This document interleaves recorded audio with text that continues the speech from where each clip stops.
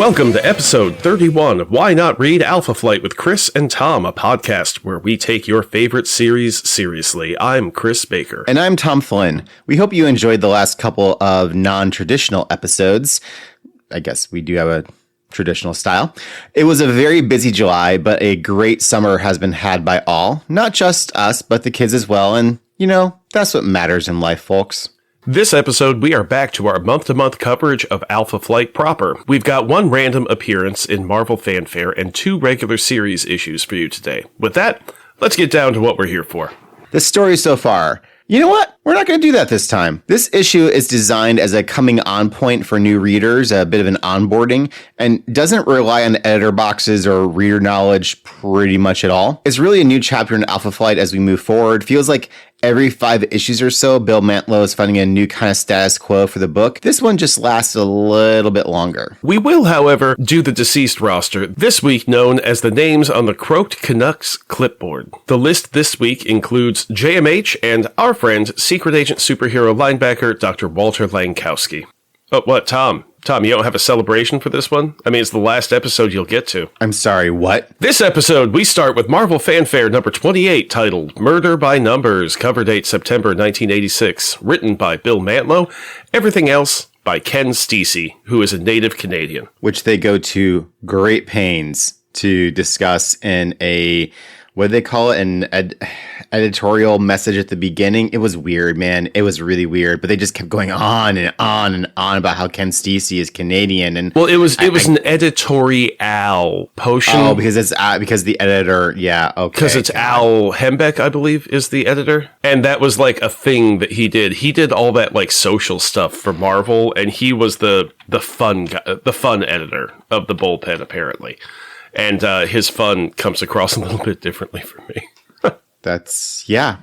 So anyway, we've got a native Canadian and Ken Steacy, which, you know, gives credence to the book, I guess. I don't know. It is a very different art style from previous Canadians, John Byrne, sort of, and Dave Ross, very much Canadian. Hey folks, Tom from the future. We got Al's last name wrong. It's Al Milgram, not, honestly, whatever we just said. I think Pilgrim. But yeah. Al Milgram, Tom from the future, out. I think part of what keeps me from loving this is that the art is penciled, inked, and colored by the same person. And that makes it very much exactly what the penciler had in mind, but it also goes hard down a single vision path. And if you're not hip to that vision, there is nothing to soften it for you, like a different inker that brings out other aspects of the art and all that jazz. Yeah, there are some odd inking choices when it comes to shadowed faces in this issue. Aurora seems to have purple hair. They really can't decide. I can totally buy that Aurora would have dyed her hair purple. I get it.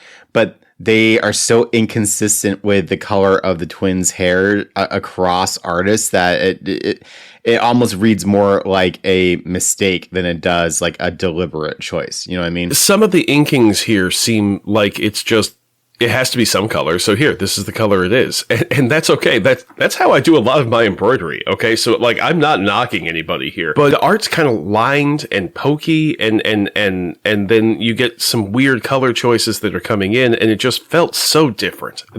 I guess that's what it really comes down to. It felt different. I think the only other thing, and so we don't belabor this too much, it felt like the shape of the characters really changed based on whether they were static or in movement, or even in movement from one panel to the next. North Star could go from looking pretty dense, as it were, to like really oddly lanky, like in a way that didn't make any kind of sense. You know, I had it written in for later, but I guess now is the time for me to point out that Box was very leggy in this issue. Very, very, like real emphasis on legs. Oh, he's got gams, man. Miles and miles of leg. It was amazing. Which feels insulting. Okay, I don't know if it's rude for us to point out that a robot made by a guy without legs would probably have the best robot legs that you can imagine. Just meticulously sculpted, perfect legs. And that's what Box has in this issue. If you're going for a more lithe sort of leg. Yeah, sure, it was lithe. It was lean. Previous representations of Box had pretty great legs in the sense of like they were just sturdy and you looked at those legs and said, well, that guy's not moving. You know, like it gave a better sense of the bruiser component. We have a double-sized wraparound cover of the team facing off against someone with golden metal gauntlets. It's fine. Puck rides on Box's back, and that's kind of inherently, I mean, it's not inherently silly in the sense that Puck is always being transported by somebody, but the way he's on the back, yeah, he's like riding his shoulders with his feet hanging down on either side of his head. Like you expect there to be a little saddle in the back on Box's delts. I mean, they could make a saddle, I suppose. Well, Madison could. He'd make a saddle that was perfectly conformed to Puck's little bitty buttocks. He's considerate. Northstar looks terrified of the off-panel bad guy, which, given the content of the issue, is deeply misleading. Yeah. But yeah, but it's fine. It's fine. It's a big cover of Alpha Flight. I'm not going to hate on that. There's nothing inherently wrong with it. It's just not. It doesn't pop, I guess. We did not love this issue, listeners. It had its moments, but it also didn't. The plot, such as it is, centers on a retired RCMP higher-up who makes his own Vindicator suit and uses Northstar to lead him to former Quebecois terrorists and kills them. It's a plot that is there on the page and printed, and people bought it. For the most part, that's all we're going to say about the bad guy named Scourge. I mean, Scourge is actually not a bad name for a villain. It's such a good name for a villain that they've used it a bunch of time. This is our Scourge's only appearance. He is not to be confused with the Scourge of the Underworld, a vigilante who kills bad guys, or the other Scourge of the Underworld that was a woman, or the next Scourge of the Underworld who is a dude again, or the next Scourge of the Underworld, or the Scourge who was on the Thunderbolts during the Dark Reign era, or Scourge, spelled differently, better known as the Executioner from Thor's Rogues Gallery. Lots of Scourges in Marvel Comics. Yeah, this one seems so inconsequential. Like, it feels kind of insulting. Well, he's Canadian. But this is the thing. It's, hey, we got a Canadian artist who's doing the inking. He's doing everything on this book other than writing it. This is Alpha Flight Scourge. Have fun with that. Like, it's just, We need a one-off enemy. We don't care what you do with him. Doesn't matter what he looks like. Doesn't matter what he's called. But there should be an editorial rule that certain names are off limits for one-off enemies. Like, if the name is good enough, it cannot be used for a one-off enemy. If I was a group editor at this time, I would have been like, no, fuck it. Everybody's named Scourge. If you need a one-off villain, talk to the other editors and see how many Scourges we can put out in a single 5-year period of time before Jim Shooter realizes it and hauls us all in and says, what the fuck, guys? Moving on from the naming convention, we don't really need to say a whole lot about Scourge because he's really not important. I mean, again, this is the only time we're going to encounter him. The very idea behind his suit feels just sort of a little bit throwaway. Scourge is a vehicle for new readers to get a little bit of Alpha Flight history and a deeper sense of what the team was like without doing too much exposition.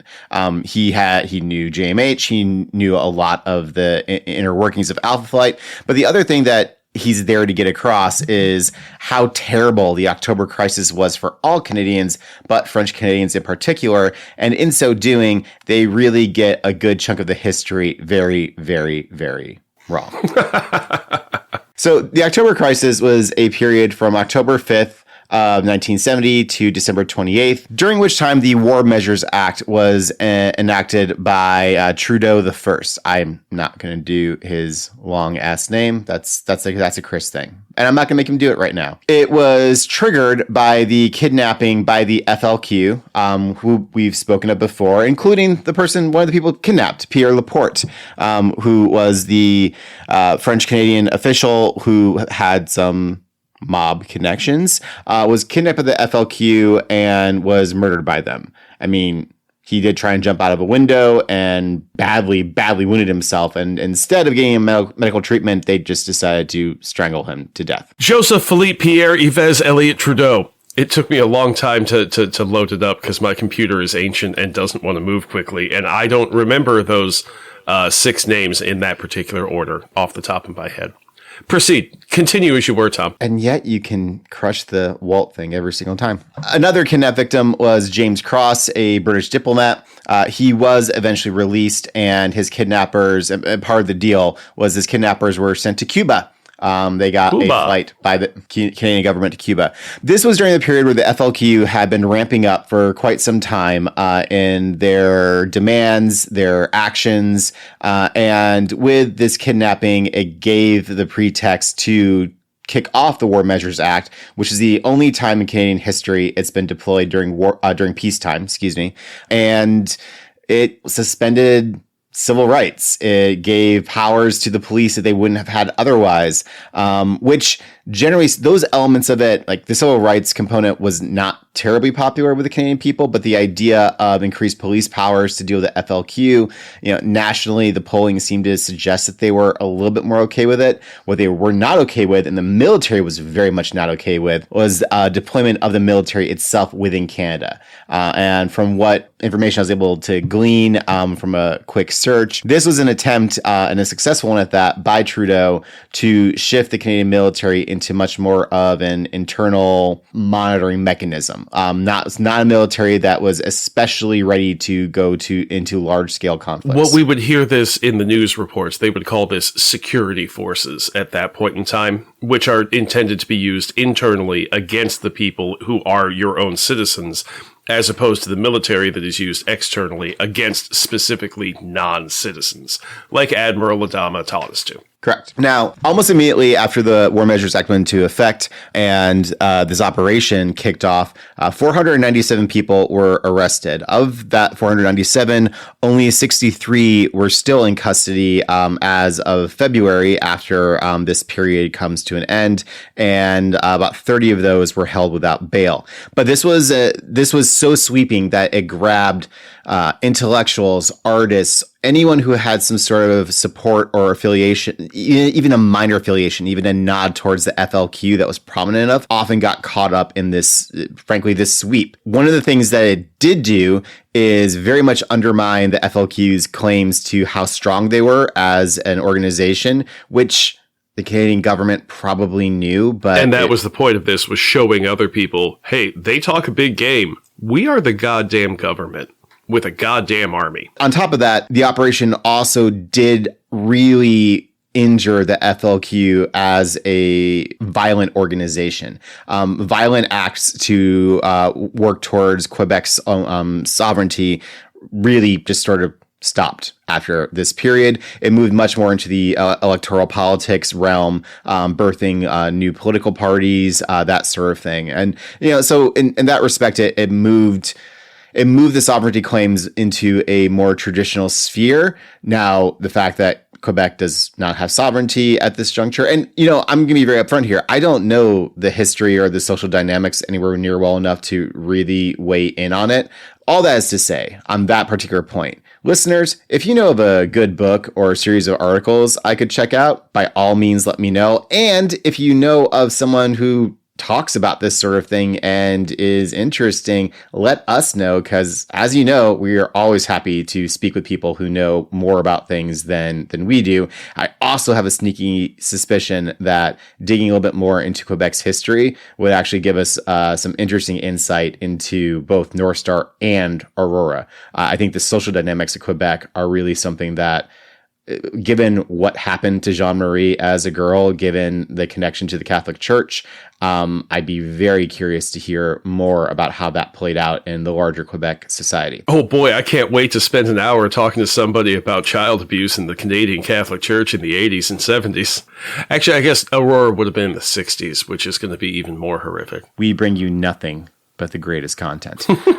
To kind of wrap up this little history section, McHeath, the RCMP official... In the book, not a real one. Correct, in the book. I was going to try to go the whole episode without saying his name, Tom. I know. But he makes the point that during the October crisis, the FLQ wipe out like an entire station of RCMP officers. This did not happen. Yes, there was pushback. Obviously, there were the kidnappings, all that. But from what and again, this was a quick search, but I would think that within a quick search, they would mention 10 dead cops, right? Absolutely. Or even some more specific violent actions taken by the FLQ beyond the kidnappings, and really nothing came up. The FLQ was apparently a solidly run organization, all that. It was not as powerful as it projected itself to be, which is kind of also the point of organizations like that, to project themselves as being something more than they are.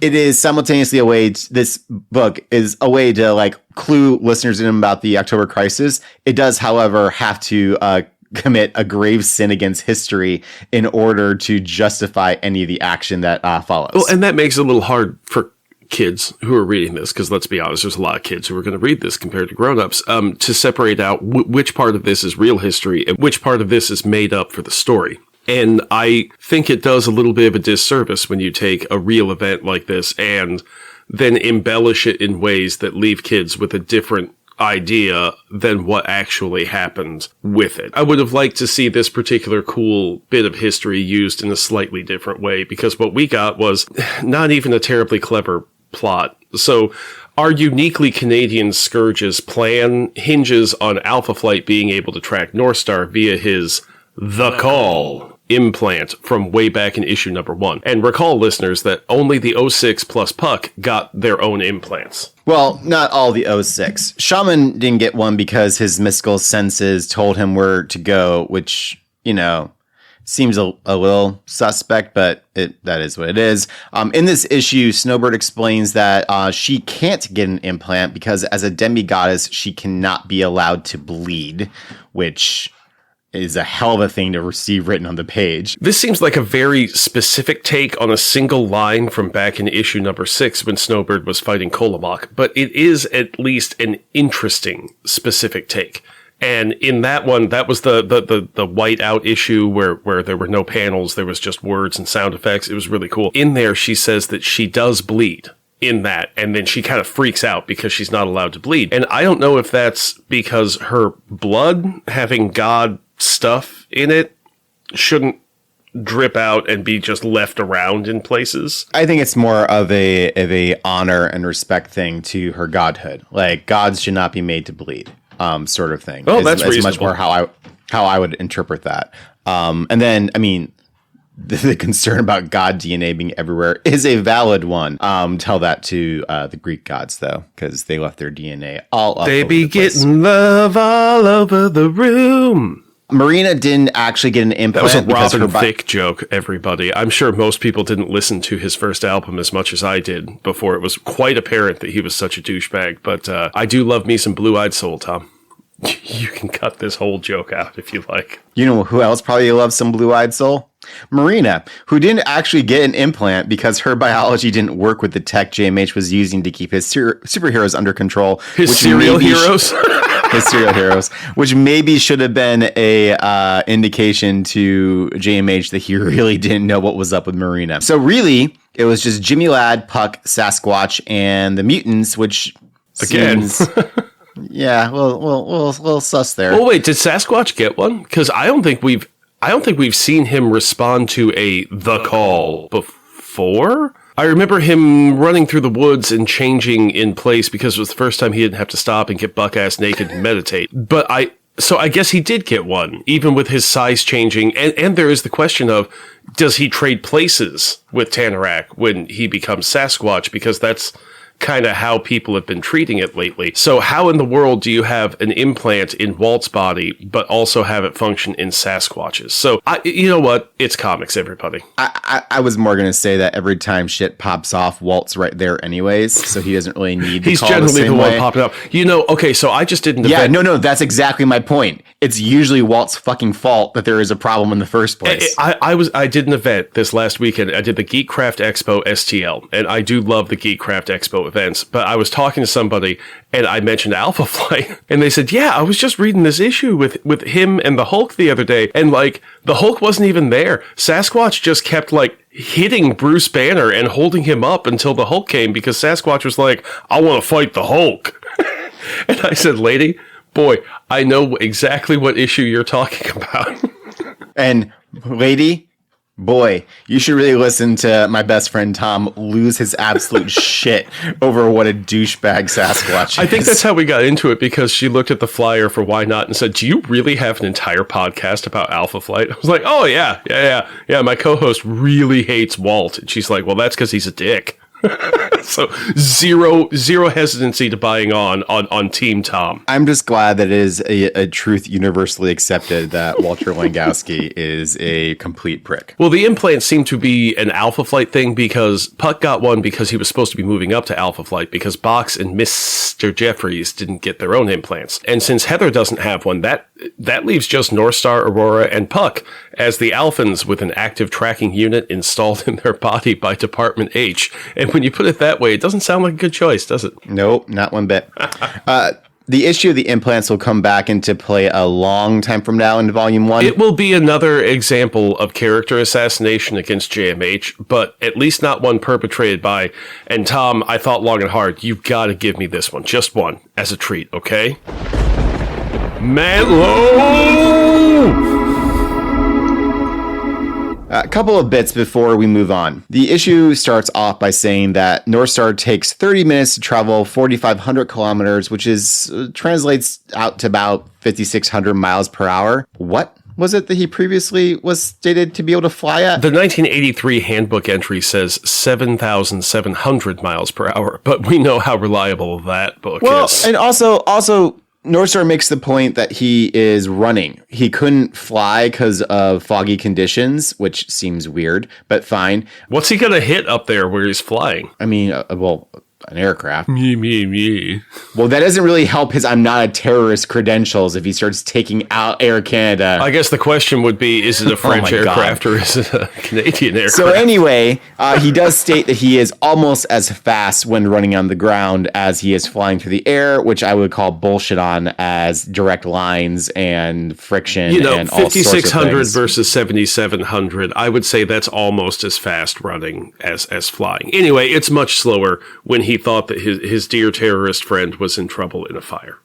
I had expected him to get there, 30% faster. Well, and he didn't know that his friend was in a fire at the time. North Star receives a phone call from a former colleague in the FLQ, part of a very specific, very violent cell in the FLQ that North Star was associated with, where the friend is in hiding and feels that he is being tracked.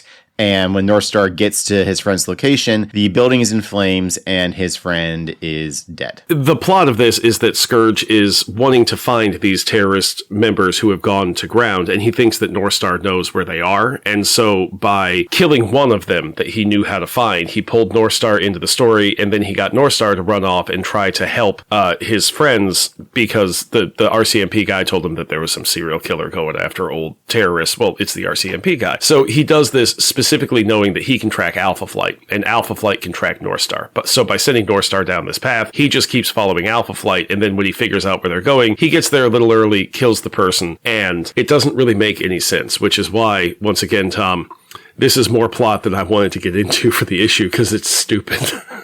You know what? Fair enough. The very last bit.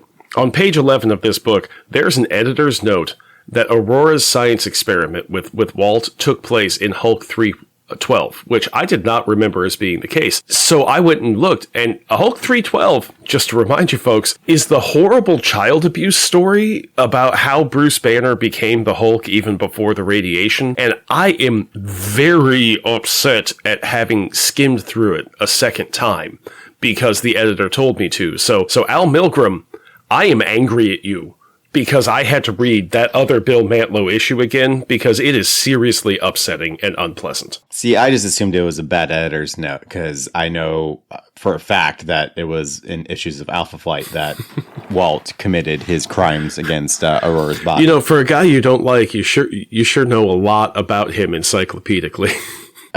Know thy enemy, my man. Well, this Marvel Fanfare issue is the last appearance of Alpha Flight outside their own book for more than a year of publishing time, with some Marina exceptions. Let's begin settling into the next phase of the Mantlo era with... Wait, before we do that, are we about to enter into another, we'll get to Marina in next episode sort of thing? Is that what's about to kick off here? Yes. Okay. Alpha Flight number 41, titled, It's Not Easy Being Purple. Cover date, December 1986. Bill Mantlo is the writer. David Ross is the penciler. Willis Portacio is the inker. Jim Novak is the letterer. Bob Sharon is the colorer. Carl Potts is the editor. And Jim Shooter is the editor-in-chief. On the cover, North Star punches an alligator. Enough said. No, I gotta say, it's actually a really awesome cover.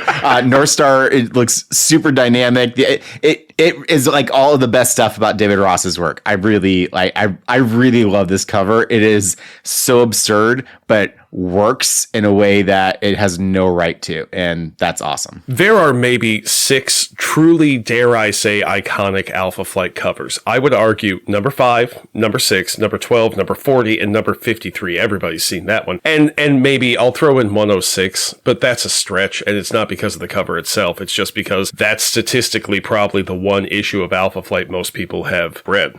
Every box of crap comics has at least one copy of Alpha Flight number 53. It's the one with Wolverine jumping out of the box, and it's good Jim Lee work, but come on, there's more out there than that, folks. But this issue, love the cover. I'm not even going to include the other issues in this episode's collage. It's just this cover in all of its glory. I think the next time that we see someone cosplay as North Star, we have to demand that they hold a little alligator so they can punch it. Like we should go to cons with like little tiny stuffed alligators and throw them at North Stars and see what happens. And if they don't know what they're supposed to do, they need to leave and change their costume and come back as someone else. That's just the rules now. It's just the rules. Maybe there will be a joke in the Alligator Loki digital comic book or something where he and North Star meet and Alligator Loki has to like shy away because he knows that North Star punches alligators. I was shocked at how many North Star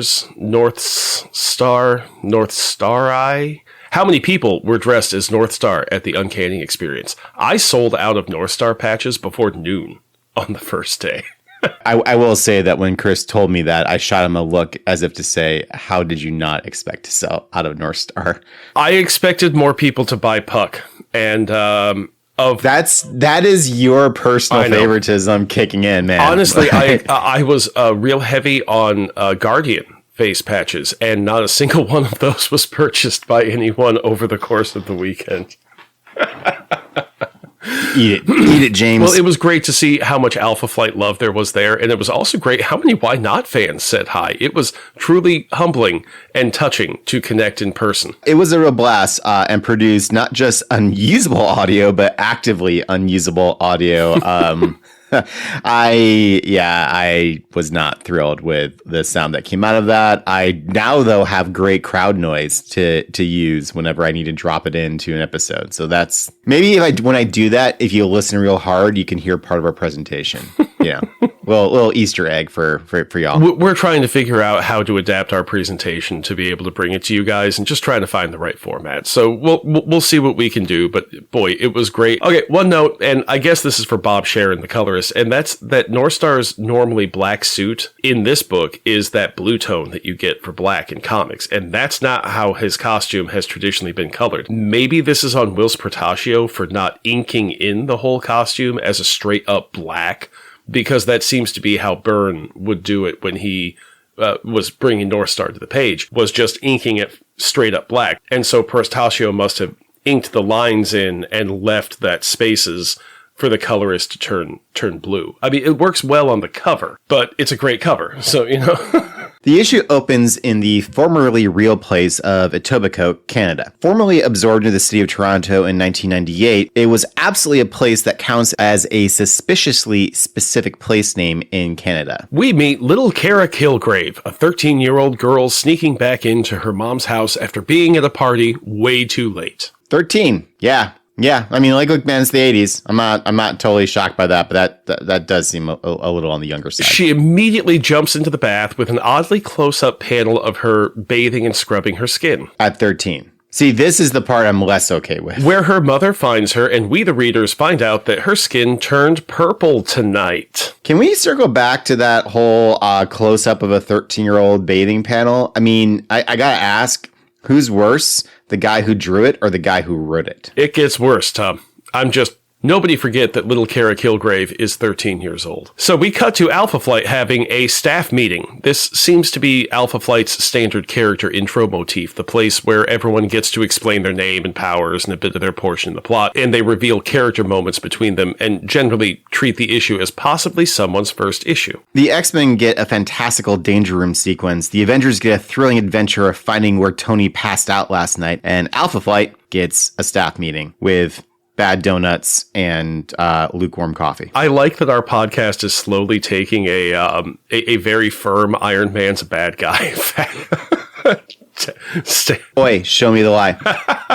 This staff meeting is all about promoting Madison Jeffries to officially become a part of the team, which, I mean, he's only saved your asses a bunch of times so far. I kind of assumed it was just sort of like, he's there, but I guess it needs to be made official. Well, he has to get paid, so they have to, like, hire him so that the government can pay him for what he's doing. He's been doing this on, like, spec the whole time? Yeah, free. Absolutely free. That is complete bullshit. They make him pay for his food. Yeah, they're all eating eating bad donuts and drinking lukewarm coffee, and he's got like some really fresh Timmies because he had to pick it up on his way in and whatever. What he's got is the little standalone bowl of cereal that you pull the top off, and he's just eating like dry Frosted Flakes from the dollar store because that's all he can afford because he hasn't had a job for like 6 months since he's been hanging out with these weirdos. I don't know. I imagine Jeffries being more of a man of taste and distinction. Oh, I think Jeffries is a man who knows how to get a good meal out of a gas station at the end of the day because that's all he can do. I'm saying that both things can be true. Okay. No, there is nothing about Jeffries that has led me to believe that he is a man of culture or taste. So Northstar makes a snide comment about Aurora designing a costume for Jeffries that would be impossibly form-fitting, and Aurora responds, "Since when do you object to having attractively dressed men about, my brother?" "My brother in Christ, you are wearing an impossibly form-fitting outfit. What is the nature of your complaint, Northstar?"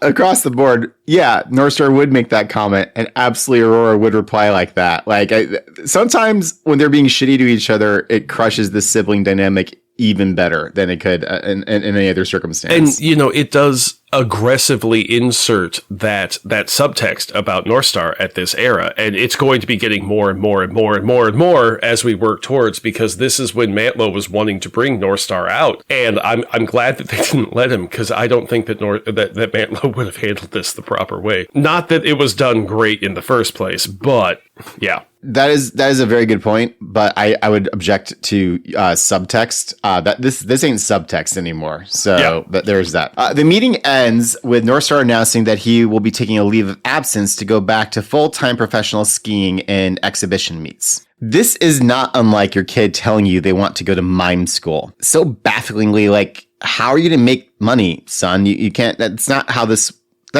works. That's not really how any of this works. And look. He was a very successful and important skier prior to this, so I'm sure he can get sponsorships, all that. But you don't really go from being, you know, one of the faces of your national superhero team back to skiing or back to doing anything else. Like you're kind of locked in now, man. It's kind of what you do. No one has seen you in normal clothes in months. You're just always in that impossibly form-fitting costume. I don't think I've seen him in clothes since Raymond died. We haven't, I don't think. And I mean, we've seen everyone else in like sitting around the table wearing normal clothes, and then there's Northstar just in his costume. I mean, it's hanging out, man. It's how he rolls. Anyway, regardless, the plot requires it, so Northstar is off to race a human and pretend it's fair, which they do dig into a bit. And I think actually they do a nice job of it.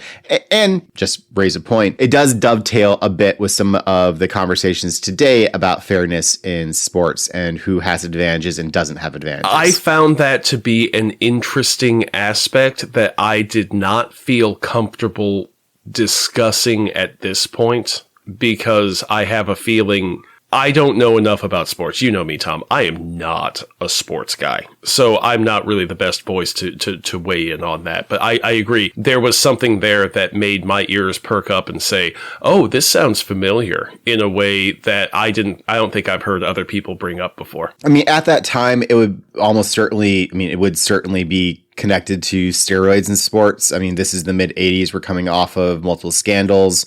It was pretty well known even at this point that the East Germans were doing some funky things with their athletes. How widespread it was. In this time frame, the Canadian sprinter Ben Johnson, who would have just won multiple medals at the 1984 Summer Olympics and the gold medals at the 85 World Indoor Championships, Ben Johnson is eventually stripped of all of his medals because he was found to be doping. These conversations around sports, fairness, all that, it's an evergreen topic. At this time, it would certainly be focusing more around steroids in sport. But for today,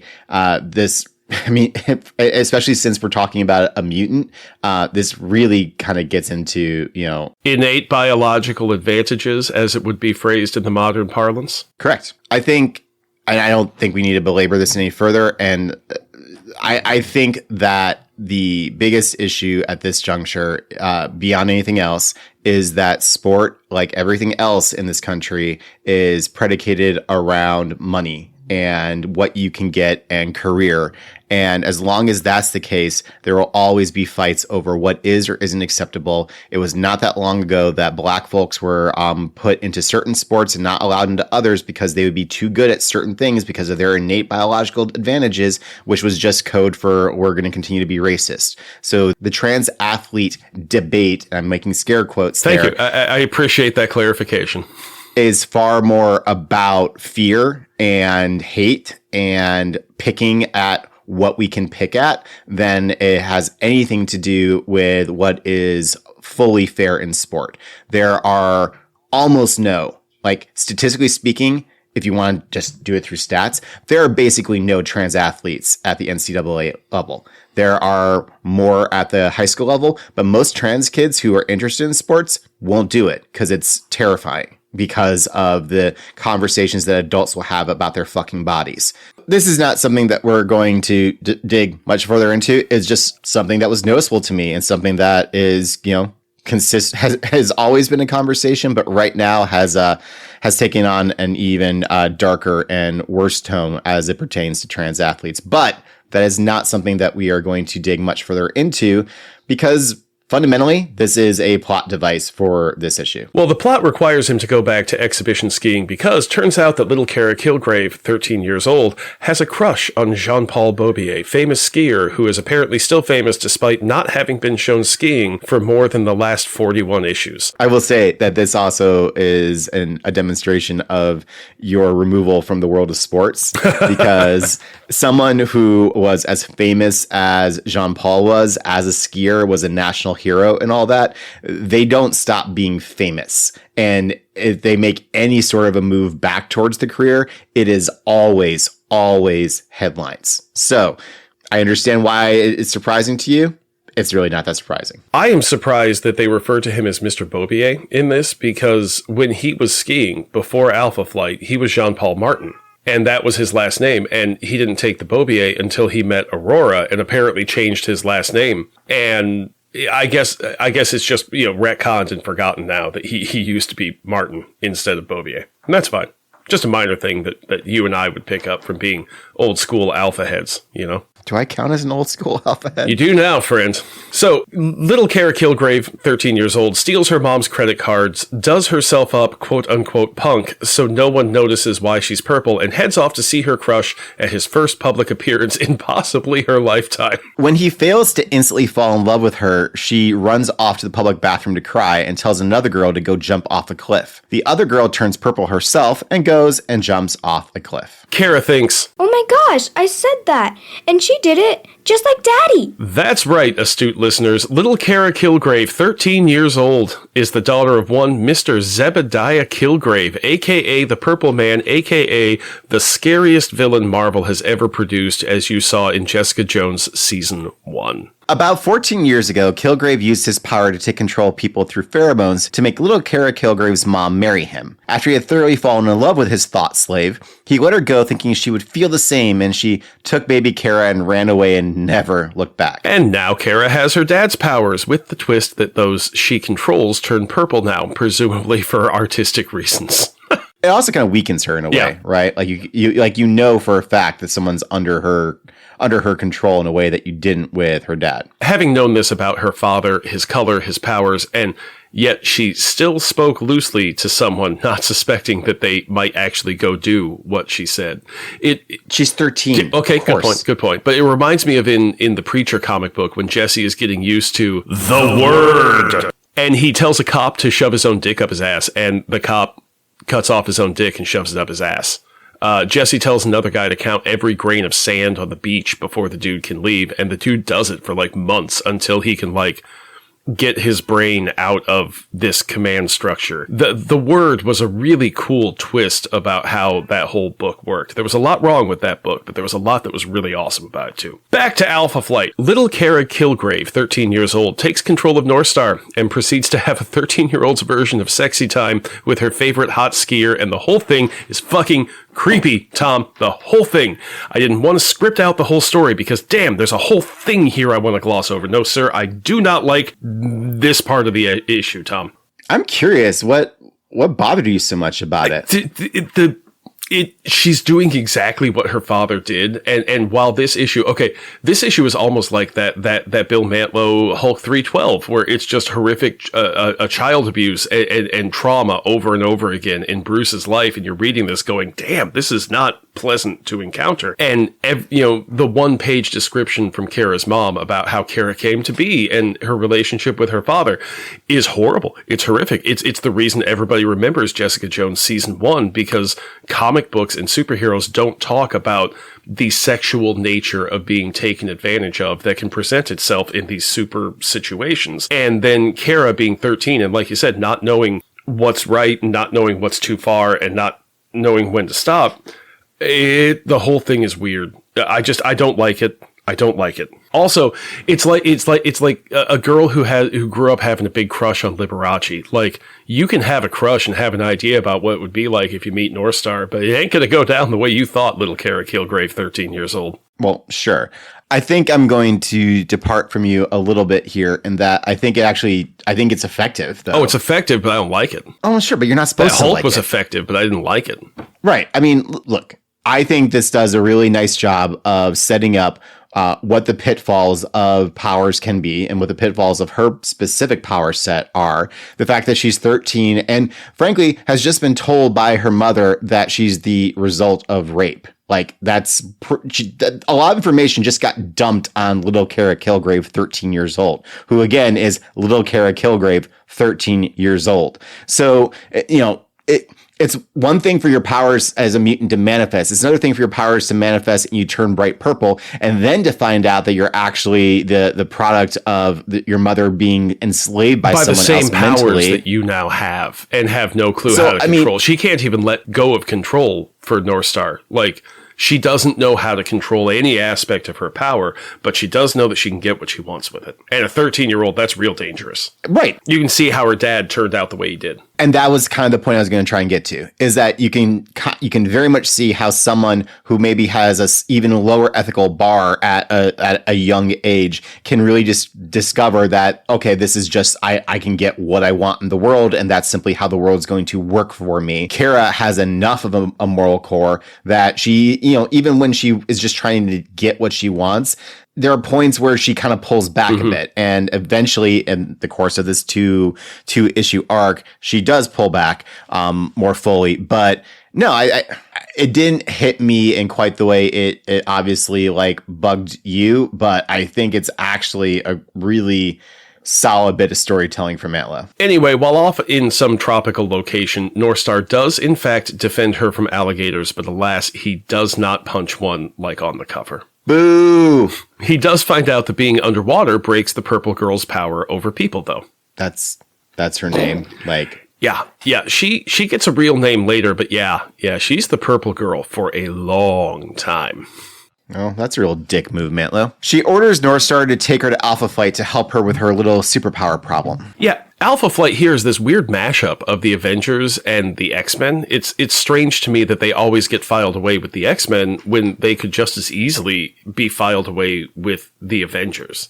I mean, look at how long it took the Avengers to form an official youth program. Because that's kind of where this is balancing. Yes, they're the government-sanctioned team that is supposed to do everything in the national interest, but they are also the team that takes on the kids and tries to train them and help them in the way that the X-Men do. And that's where they exist in that middle balance between the two teams. But the Avengers didn't form an official youth program until after Civil War, right? How many superpowered kids reached out to the Avengers and got a form letter back instead of training on how to not pheromonially possess people around them for the rest of their life, you know? She orders Northstar to take her to Alpha Flight. They get there and we pick up with Alpha Flight number 42 titled Auction, cover date January 1987. Same creative team as last issue. And worth noting, the credits are being listed in a very boxed off, noticeable way. No more cutesy working them into the art like Byrne used to do. And now that I think about it, that's been one of the stylistic changes that crept up on me.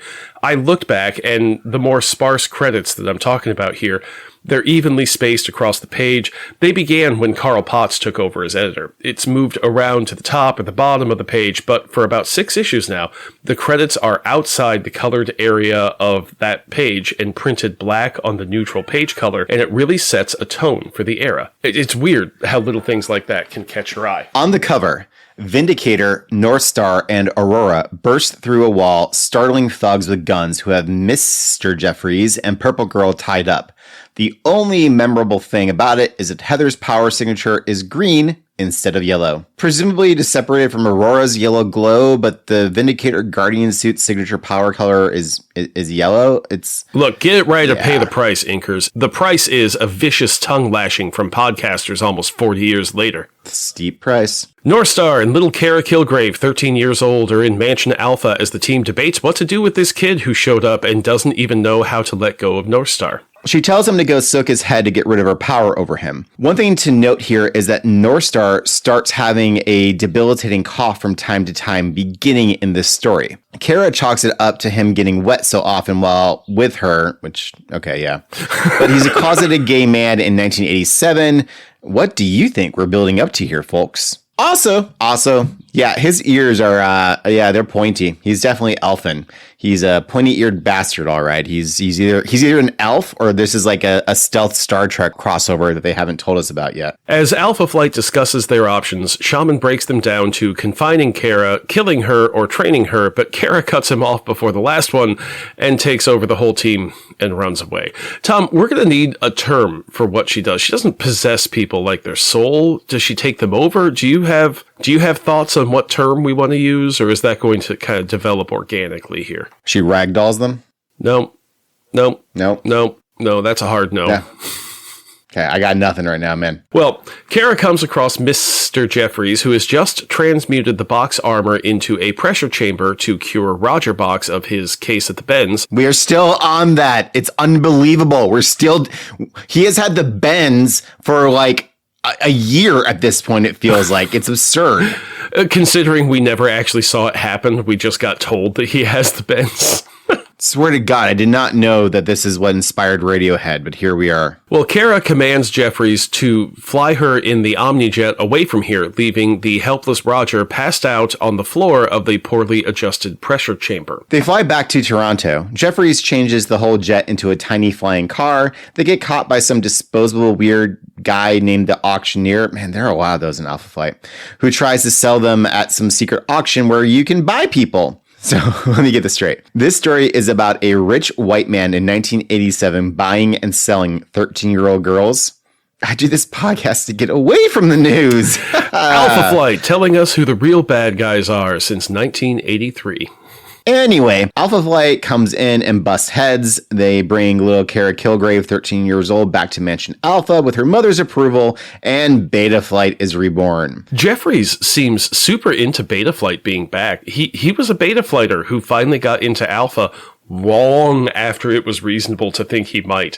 And including in that long trip, he did have to go kill some people who killed part of Alpha Flight. I can see him being all about getting back to what was probably one of the better parts of his life, you know? Having a regular paycheck, regular meal, teams, clear mode of moving forward and getting better at stuff. I totally dig Jeffries being on board with this Beta Flight era.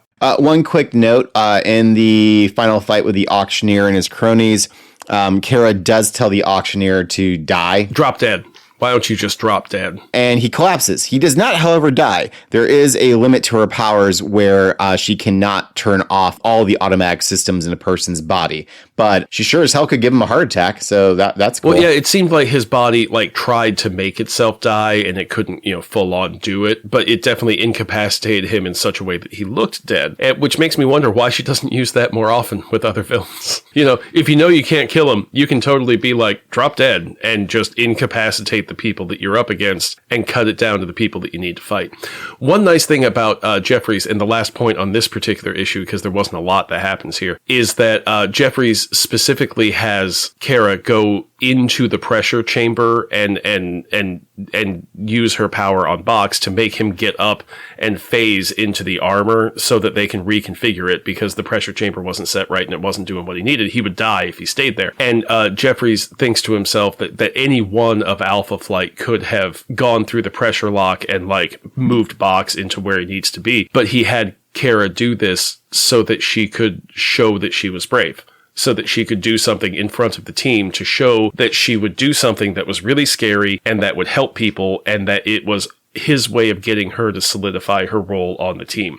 So Jeffries does have this nice parental type of feeling towards the new Beta fighters. He really seems to take his responsibilities seriously. One last note on the Box situation. It's really turning into a will they, won't they, quite frankly, between Box and Aurora. It feels is like. She going to be okay with him outside of the armor? During these issues, she is putting pressure on the idea of how do we get Roger out? But the moment that he's out, and granted he's incapacitated, she seems to be less interested in him.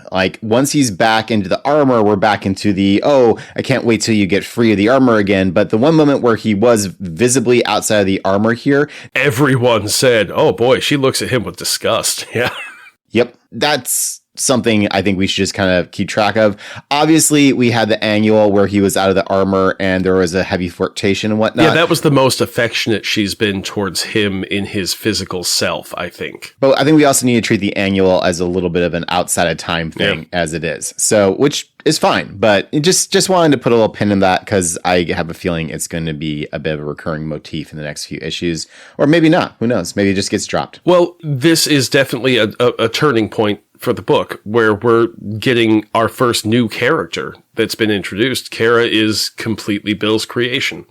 And I think other than maybe a villain here or there, there hasn't been a lot that Bill has brought to the book yet, other than remixing around some of the things that have been already going on. And so now that we're getting back, I guess he kind of looked at the book and said, we never really saw how Alpha and Beta Flight interacted together.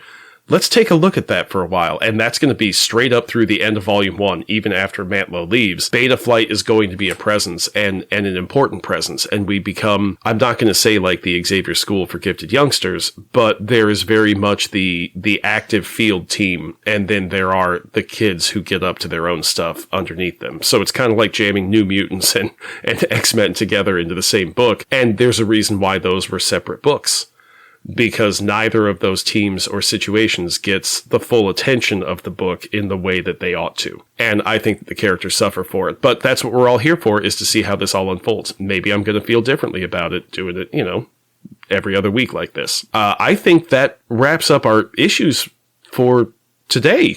Yeah, that's all the important stuff. So, Tom. You say it like it snuck up on you. It did. We've been having such a nice conversation here that I don't want to end it, but we have to. So we've got listener mail to respond to, which is always a delight. I received a message from loyal listener Laura, who asks, did you know Puck is the 6th largest moon of Uranus? No, I did not know Puck was the name of a moon at all. How large is the 6th largest moon of Uranus, though, is my question. We will not be making the easy, low-hanging fruit Uranus joke. No, I will not be doing that. Oh, it's all in kilograms. That's ridiculous. In kilometers? Come on. What is this? A podcast about Alpha Flight? I'm also just going to take a quick look at what the names of Uranus's other moons are. Oh, they're all Shakespeare related. Are they all? But why for Uranus? Whatever. I guess it's probably whoever discovered them would probably have that control. Okay. Yeah, whoever discovered the first one started off with the Shakespeare thing, and then everybody else was like, no, I can't break tradition now. Tradition. I wonder if one of the moons is named Shylock. Let's look up when Uranus. Listeners, Tom's eyes just bugged out. Titania. No, it's all not all Midsummer Night's Dream. Let's see. But it's a lot of Midsummer Night's Dream. We've got Titania, we've got Oberon, we've got Puck, but then we also have Desdemona for your Othello fans. We have Ariel from The Tempest, Umbriel, which I'm not familiar with. Oh, that one's actually not Shakespeare. That's from that's why it's by Alexander Pope, The Rape of the Lock. And then we've got Setebos as the other one, which is a deity of a people from eastern Patagonia. So that's just a hot mess of names, I gotta tell you. Well, the moon Puck was discovered in December 1985. So, as far as I'm concerned, it was named after Eugene Judd. Stranger things have happened. Look at the Thagomizer. Do you know the Thagomizer, Tom? No. In the Far Side comic strip, there was a single pan, they're all a single panel strip, but there was one of a caveman giving a presentation to other cavemen about dinosaur physiology. Anyway, the whole point was that he named, the spiky thing at the end of the Stegosaurus's tail that's got the big spikes that come out that he swings. Yes. They called it the Thagomizer for its discoverer, Thag, who found out that the point of it was to stab Thag. However, so that's the joke is that the cavemen come up with names the same way that we do. It's just theirs sounds stupider.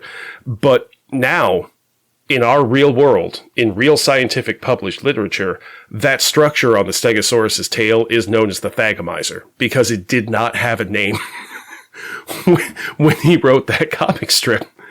I love the Far Side. and so now that's the name of this structure because it's a stupid joke, and yet it's perfect. It's absolutely perfect. Gary Larson was I believe, trained entomologist before he took up cartooning, which is why his bugs were always so detailed and why there's so much biology-based humor in what it is that he does, because he comes at it from a scientist's point of view. He's just a weird scientist, that's all. That makes entirely too much sense. Oh, dude, the Far Side was very instrumental in me growing up. We also received a bit of listener mail. Blake Router wrote and said, I complimented a Puck cosplayer who walked by while we were tearing down our vendor booth at the end of the Uncanny Experience on Sunday. It was me. He told me to check out his Alpha Flight podcast, which I proceeded to do for the entire 5-hour drive home to Milwaukee. I'm so glad this exists. Alpha Flight has been a point of fascination for me ever since reading my uncle's run of the comics as a kid. Thanks, Blake. Well, we're glad that we could make you smile, Blake, and all we can say in return is...